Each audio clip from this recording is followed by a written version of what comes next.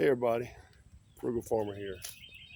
This is a project I'm working on. It's kind of got an artistic flair to it.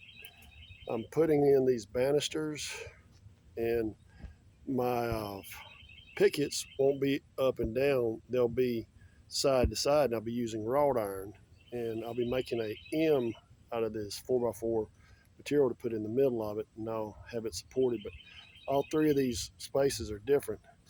I'll show you the other material I'm using.